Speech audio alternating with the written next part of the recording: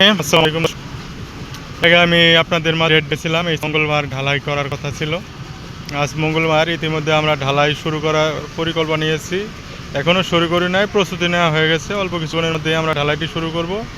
ঢালাই শুরু করার আগে আমরা ছাদের রডগুলো কীভাবে বাঁধা হয়েছে বা বিম ব্লক ঠিক মতো আছে কিনা সেগুলি আমি আপনাদের মাঝে দেখাচ্ছি।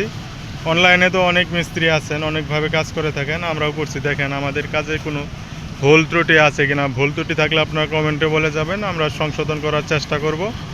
এই যে দেখতে পাচ্ছেন, অনেক সুন্দর করে রডগুলো বাঁধা হয়েছে, প্রত্যেকটার মধ্যে টপ দেওয়া হয়েছে, সিঁড়ি অনেক সুন্দর করে। আবার এদিকে আপনার বিষয়টা হলো সিঁড়ির এদিকে রড বার করে রাখা হয়েছে, এই পাশে আবার একটু কানিজ বার করা হয়েছে, অনেক সুন্দর করা হয়েছে। যাই হোক, ঢালাই শুরু করা হয়ে গেছে, মিক্সার মেশিন চলতেছে। আমি আপনাদের মিক্সার মেশিনটা দেখাচ্ছি।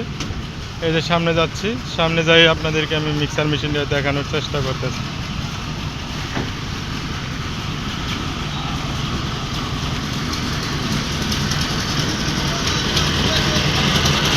এই যে দেখতে পাচ্ছেন, মিক্সার মেশিন দিয়ে লুট চলতেছে। সিমেন্ট ব্যবহার করা হয়েছে ফ্রেশ। সব কিছু মিলে আলহামদুলিল্লাহ অনেক সুন্দর হয়েছে।